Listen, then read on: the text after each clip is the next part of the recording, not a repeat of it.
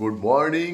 এখনো বাইরে দেখা যাচ্ছে পুরো অন্ধকার, জাস্ট হালকা আলো ফুটতে শুরু করেছে, কিন্তু ইমিডিয়েট বেরোতে হবে, কলকাতা যেতে হবে। পালসার নিয়ে যাব না, বুলেট নিয়ে যাব। বাইক স্টার্ট দেওয়া যাক। আরে বাস, কি হলো?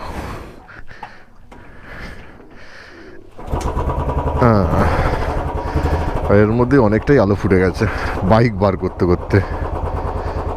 চলো আসি তাহলে, চলো রওনা হই। আজ কলকাতা যাব, আবার কালকে সকালে আবার ব্যাক করব।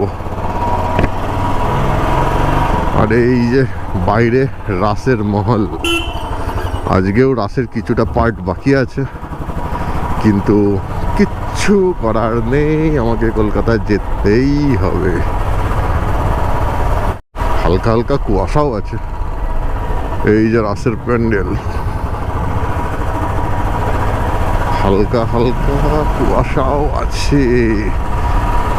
এইরকম পরিবেশে বর্তমানে পুজোর টাইম, এই অবস্থায় যেতে একদম ইচ্ছা করছে না, কিন্তু কিচ্ছু করার নেই। যে এখানে আর একটা ঠাকুর, এদিকেও গেট রয়েছে, ঠাকুর আছে, সামনে গেট, চতুর্দিকে রাস রাস রাস, আলোর রস নাই। এখন এইসব ছেড়ে আর কলকাতা যেতেই হবে, কিচ্ছু করার নেই। ও সামনে কুয়াশা, আর ভালো ঠান্ডা পড়ে গেছে, দারুণ ঠান্ডা পড়ে গেছে, এত ঠান্ডা লাগছে কিছু বলার নেই। আর আমি বেশি গরমের জামা কাপড় আনিনি, খুব একটা ঠান্ডা পড়েনি বলে, কিন্তু ওটাই ভুল হয়ে গেছে। এই যে এখানেও রাসের ঠাকুর, এই যে রাসের ঠাকুর, কাকু কাকিমা ছবি তুলছে ঠাকুরের সামনে দাঁড়িয়ে। ছবি এমন একটা জিনিস যেটা স্মৃতি হিসাবে থেকে যায়। এই যে বিষ্ণুপ্রিয়া হল্ট, নবদ্বীপের দুটো স্টেশন, একটা হচ্ছে নবদ্বীপ ধাম স্টেশন আর একটা হচ্ছে বিষ্ণুপ্রিয়া হল্ট স্টেশন। মায়াপুর বা নবদ্বীপ ঘুরতে আসলে আমার মনে হয় বিষ্ণুপ্রিয়া হল্টে আসাই বেটার। সেক্ষেত্রে নবদ্বীপ ধামে নামলে কিছুটা রাস্তা বেশি হয়ে যায়।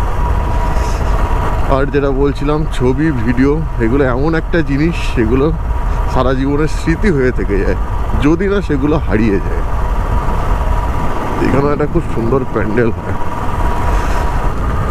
সামনের এই ব্রিজটা ক্রস করা মানে আমি নবদ্বীপ থেকে বেরিয়ে গেলাম, অর্থাৎ নদিয়া ডিস্ট্রিক্ট থেকেও আমি বেরিয়ে গেলাম। আমি এখন বর্ধমানে ঢুকে গেছি।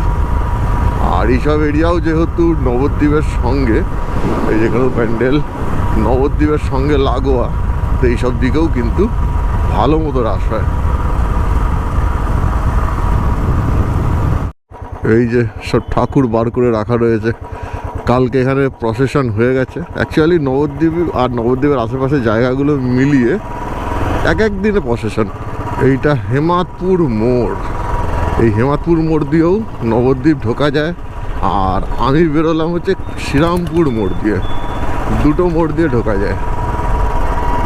জেনারেলি হেমাদপুর মোড় দিয়ে ঢোকে, কিন্তু আমার বাড়ি যেতে যেহেতু সুবিধা হয় শ্রীরামপুর মোড় দিয়ে ঢুকলে, তো শ্রীরামপুর মোড় দিয়ে আমি ঢুকি। প্রচণ্ড ঠান্ডা লাগছে, এতটা ঠান্ডা লাগবে আমিও কল্পনা করতে পারিনি। আর এতটা ঠান্ডা হঠাৎ করে পড়ে যাবে, ও পুরো হাত পা যেন মনে হচ্ছে হাড়গোড় পর্যন্ত শক্ত হয়ে গেল, এত ঠান্ডা লাগছে। রোদ না ওঠা পর্যন্ত একটু শান্তি পাবো না, রোদ উঠতে উঠতে তো এখনো মিনিমাম 1-1.5 ঘন্টা, আর 1-1.5 ঘন্টায় তো প্রায় কলকাতার কাছে আমি পৌঁছে যাব। এখানে কুয়াশা দেখুন, ওরে জমাট কুয়াশা, কিন্তু এই যে আবার কেটে গেল। কিন্তু গোপ্রোর একটা সমস্যা আছে, গোপ্রো পুরো ক্লিয়ার করে দেয়, কুয়াশা বোঝা যায় না। এত ঠান্ডা কেন ভাই, এত ঠান্ডা!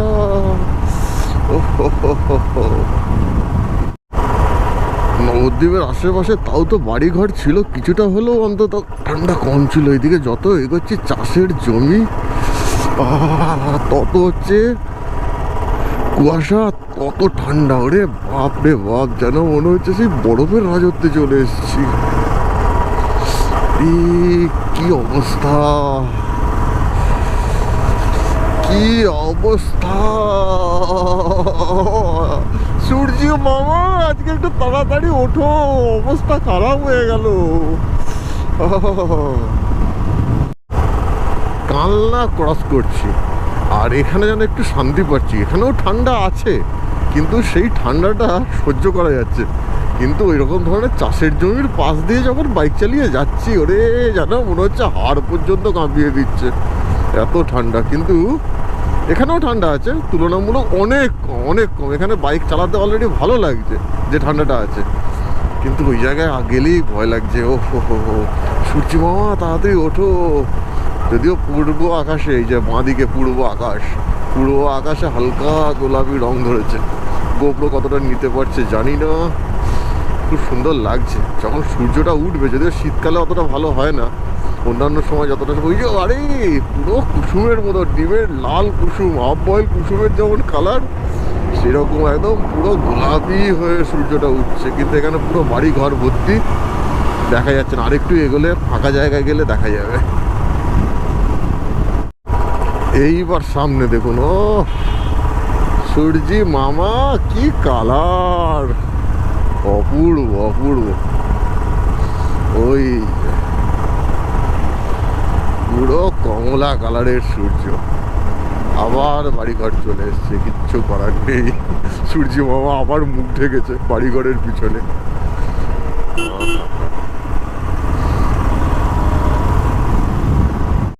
এই যে সূর্য মামা এতক্ষণ ছিল বাঁ দিকে, এখন চলে গেছে ডান দিকে। আহা, কি অপূর্ব লাগছে, কি অপূর্ব লাগছে। এই রাস্তা দিয়ে বর্ষাকালে যদি সকালে যাওয়া হয়, তাহলে পুরো সূর্যটা রাস্তার সোজাসুজি থাকে, একদম পুরো সোজাসুজি। মনে হয় যেন এই সামনের রাস্তার এই উপর থেকে সূর্যটা আস্তে আস্তে উঠছে। কিন্তু শীতকালে দেখছি সূর্যটা অনেকটা সাইডে সরে গেছে, পুরোপুরি রাস্তার সোজাসুজি নেই। এখানে পুরো লাইন দিয়ে ট্রাক দাঁড়িয়ে আছে। কি কারণ এত ট্রাক দাঁড়িয়ে থাকার? সামনে চেকিং হচ্ছে নিশ্চয়ই, না অন্য কোনো কারণ আছে, বোঝা যাচ্ছে না। কিন্তু এইটাই তো ফার্স্ট ট্রাক। যা চলো, কোনো চেকিং তো হচ্ছে না, তাহলে এতগুলো ট্রাক ফালতু দাঁড়িয়ে আছে কেন?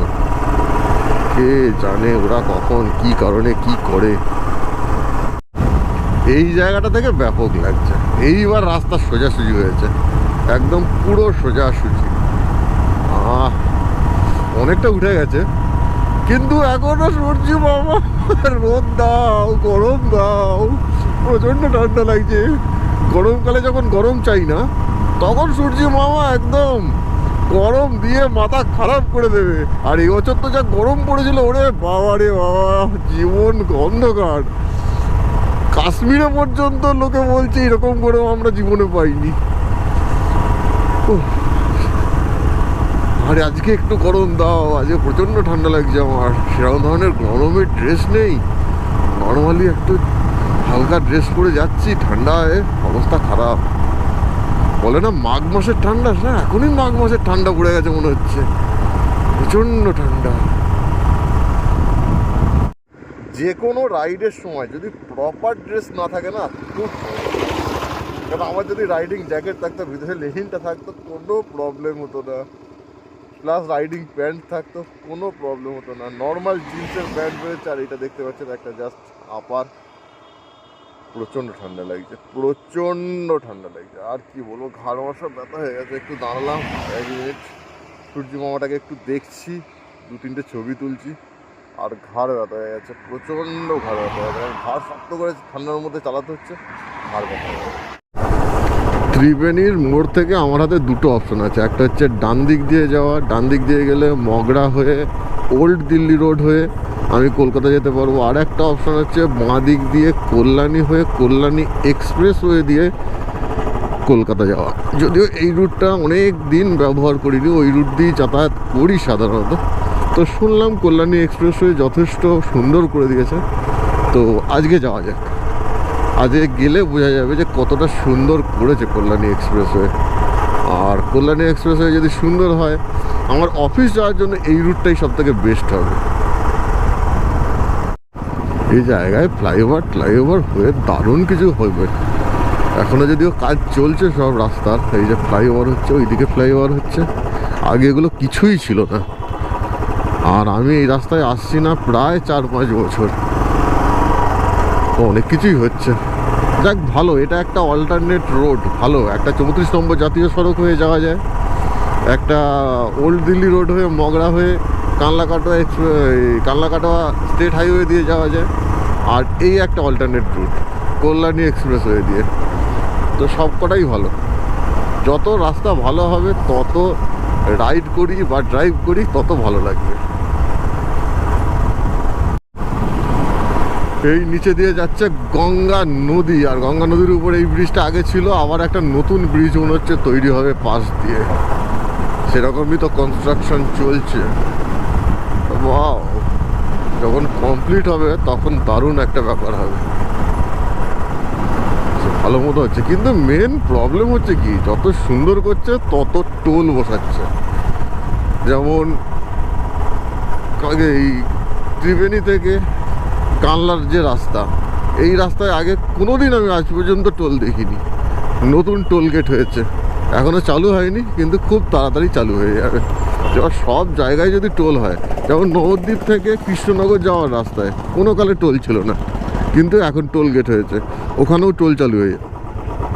34 নম্বর জাতীয় সড়ক, কত ন্যাশনাল হাইওয়ে সুন্দর বানিয়েছে, ওখানে টোলটা তবুও ঠিক আছে, কিন্তু স্টেট হাইওয়েগুলোতেও টোল হয়ে যাচ্ছে।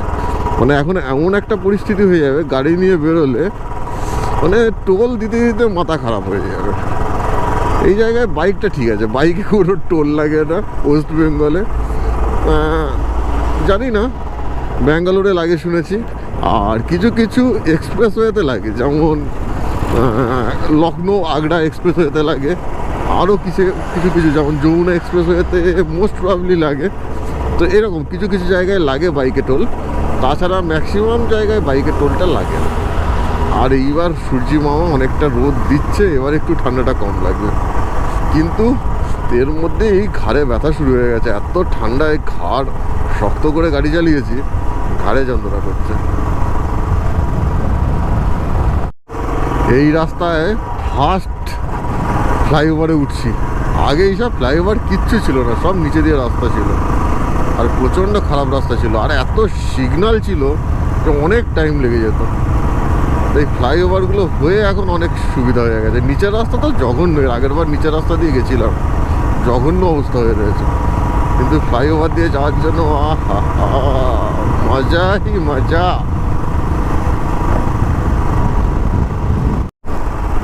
এখনো সব ফ্লাইওভার রেডি হয়নি, এই যে এই ফ্লাইওভারটা দিয়ে যাওয়া যাচ্ছে না, নিচে দিয়ে যেতে হচ্ছে। সব ফ্লাইওভার রেডি না হওয়া পর্যন্ত একটু চাপ আছে। আর নিচের দিকের রাস্তা খুব একটা ভালো নয়, কিন্তু ভালো নয় বললেও হবে না, এই রাস্তাটা তো মোটামুটি ভালোই আছে দেখছি। নিচের রাস্তাগুলোও কি ভালো করেছে না কি বোঝা যাচ্ছে না, শুধু উপরের রাস্তাটা মনে হচ্ছে, নিচের রাস্তাও সুন্দর করেছে। আর এটা কি দুটো ফ্লাইওভারের ক্রস, ওই উপরের ফ্লাইওভারটা আর কোথায়, কি হচ্ছে কিছু মাথায় ঢুকছে না, বিশাল কর্মকাণ্ড চলছে এখানে। এই উপর দিয়ে ফ্লাইওভারটা কোথা থেকে কোথায় যাচ্ছে, এটা তো আগে ছিল না। এটা মনে হচ্ছে কল্যাণীর ভিতরের দিক থেকে আসছে, কল্যাণীর ভিতর দিক থেকে এসে এই এক্সপ্রেসওয়েতে মিলছে। আস্তে আস্তে যত দিন যাবে না, তত ড্রাইভ করা বা রাইড করা ডিফিকাল্ট হবে, কারণ কোন ফ্লাইওভার কোন দিক থেকে আসছে, কোন ফ্লাইওভারে উঠলে কোন দিকে যাওয়া যাবে না, তো মনে রাখা কঠিন হয়ে যাবে। এখনো পর্যন্ত যা দেখছি 3 লেন হাইওয়ে যথেষ্ট সুন্দর করে দিয়েছে, যথেষ্ট সুন্দর করে দিয়েছে। এখন পুরোটা যাই তারপর বোঝা যাবে, কিন্তু এখনো পর্যন্ত যেটুকু রাস্তা কভার করেছি খুব সুন্দর করে দিয়েছে।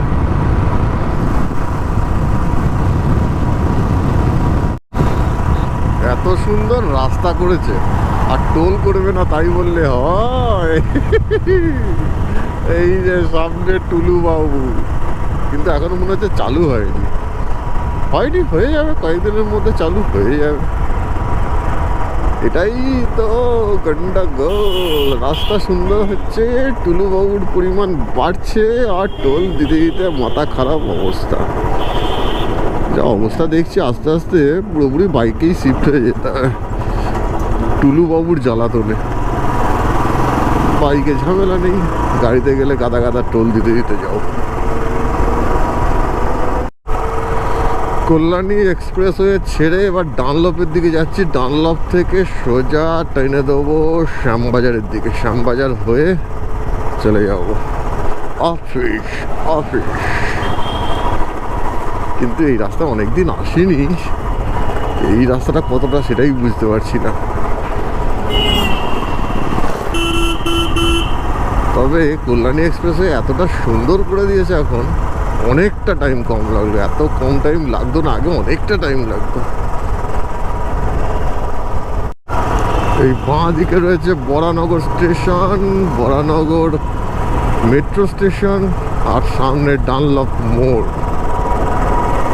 এই যে কলকাতায় ঢুকে গেছি, একদম পুরো জ্যাম, গাড়ির লাইন, সিগনাল, একদম পুরো স্পষ্ট প্রমাণ করে দিচ্ছে হ্যাঁ কলকাতা ঢুকে গেছে বাবা, কলকাতা ঢুকে গেছে। তবে আজকে ওল্ড দিল্লি রোড হয়ে আসিনি, ভালোই করেছি। কল্যাণী এক্সপ্রেসওয়ে যা সুন্দর রাস্তা, আর যত তাড়াতাড়ি আসতে পারলাম। ওল্ড দিল্লি রোড হয়ে আসলে আরও 15-20 মিনিট টাইম আমার বেশি লাগতো। এই রাস্তা দিয়ে এসে ভালো হয়েছে। অফিস যদি যাই আমি, আমার অফিস হচ্ছে লালবাজার, তো এই রাস্তা দিয়ে যদি যাই তো ঠিক আছে। আর বাড়ি যাওয়ার জন্য আমার ওল্ড দিল্লি রোড এখনও ঠিকই আছে, ওটাই ঠিক আছে।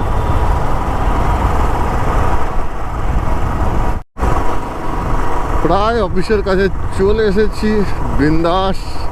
ভেবেছিলাম পৌঁছাতে প্রায় 8:30 বেজে যাবে, কিন্তু দেখছি 8টার মধ্যেই ঢুকে গেলাম। একদিক দিয়ে ভালো, আমার 8টার মধ্যেই ঢোকা দরকার ছিল, 8টার মধ্যেই ঢুকে গেলাম। কল্যাণী এক্সপ্রেসওয়ে দিয়ে আসাটা লাভ হয়েছে। আর কল্যাণী এক্সপ্রেসওয়ে যথেষ্ট সুন্দর করে দিয়েছে। কল্যাণী এক্সপ্রেসওয়ে দিয়ে এখন যাতায়াত করা যেতেই পারে, যাদের সুবিধা হবে মনে হবে কল্যাণী এক্সপ্রেসওয়ে দিয়ে, তারা যাতায়াত করতে পারে। আগে ছিল প্রচণ্ড সিগন্যাল ছিল, রাস্তা খারাপ ছিল, সরু রাস্তা ছিল, বেশ কিছু জায়গা বোধহয় ছিল, সেই সময় একটু অসুবিধা ছিল। কিন্তু এখন দেখলাম সেরকম কোনো অসুবিধা নেই। 1-2 জায়গা এখনও একটু কাজ আছে বাকি, কিন্তু সেটাও কোনো ব্যাপার না, ওইটুকু কনসিডার করা যেতেই পারে। ওকে, অফিস থেকে অলরেডি বাড়ি চলে এসেছি। আর আজকের রাইডিং এক্সপিরিয়েন্স যদি বলেন, যথেষ্ট ভালো ছিল। একটু ঠান্ডা লেগেছে সেটা আলাদা ব্যাপার, কিন্তু যথেষ্ট ভালো রাইডিং এক্সপিরিয়েন্স। বিশেষ করে কল্যাণী এক্সপ্রেসওয়েতে অসাধারণ রাস্তা বানিয়ে দিয়েছে,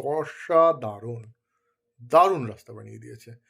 আর কলকাতা থেকে এখন যদি শিলিগুড়ির দিকে কেউ যান, আমি তো বলবো কল্যাণী থেকে কল্যাণী এক্সপ্রেসওয়ে নিতে পারেন। বিশেষ করে নর্থ কলকাতার দিকে যারা বাড়ি, তারা কল্যাণী এক্সপ্রেসওয়ে দিয়ে আসুন। কল্যাণী এক্সপ্রেসওয়ে দিয়ে কল্যাণী থেকে আপনি চলে যান 34 নম্বর জাতীয় সড়ক। ওই রাস্তা দিয়ে আপনি শিলিগুড়ি, কৃষ্ণনগর ওইদিকে গেলে, বা মালদা, মুর্শিদাবাদ যেখানেই যান, ওই রাস্তাটা বেস্ট রুট হতে চলেছে বর্তমানে। আর ঠিক আছে, 2.5 ঘন্টা 3.25 ঘন্টার মধ্যে আমি চলে এসেছি নবদ্বীপ থেকে লালবাজার। এনাফ, আবার কি চাই। এত সুন্দর কল্যাণী এক্সপ্রেসওয়ে করে দিয়েছে, জাস্ট মাইন্ড ব্লোয়িং। তবে আরেকটু কাজ বাকি আছে, ওই কাজ কটা হয়ে গেলে তো আর কোনো কথা থাকবে না। সো ভিডিওটা এখানে শেষ করছি। আই হোপ আপনাদের ভালো লেগেছে। ভালো লাগলে অবশ্যই লাইক করুন, কমেন্ট করুন, সাবস্ক্রাইব করুন যদি সাবস্ক্রাইব না করা থাকে। এতক্ষণ সঙ্গে থাকার জন্য আপনাদের সবাইকে অসংখ্য ধন্যবাদ। Thank you.